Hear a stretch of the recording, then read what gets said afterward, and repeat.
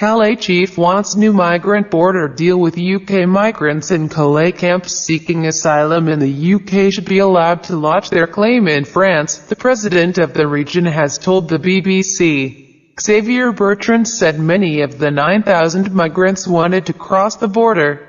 He said he wanted a new deal in which they could apply for UK asylum at a hotspot in France rather than having to wait to reach British soil.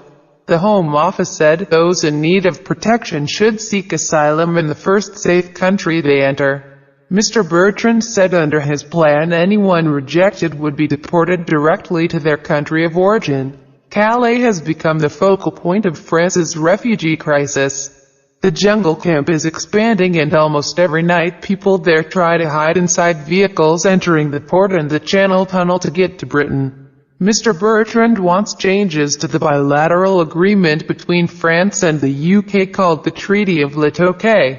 Under the treaty, British immigration officials check passports in Calais before a person arrives on British soil. The Home Office said it believed in the established principle enshrined in the Dublin regulation that those in need of protection should seek asylum in the first safe country they enter. The government said it was committed to working together to protect the shared border in Calais and insisted there was an excellent relationship with the French government on these issues.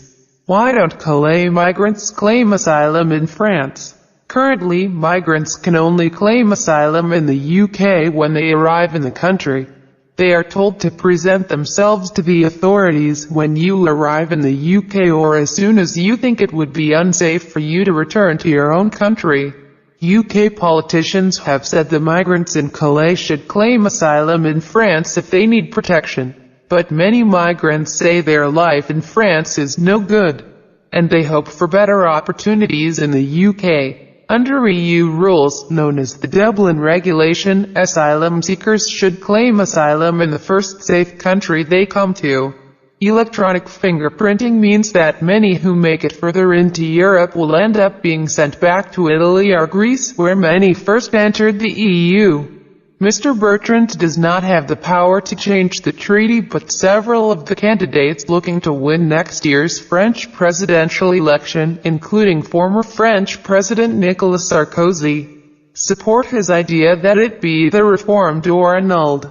It is understood Home Secretary Amber Rudd will go to Paris this week to discuss the treaty. Border controls earlier this month. Local councils in the UK said they should be involved in assessing the needs of child migrants in Calais before they arrive in the UK.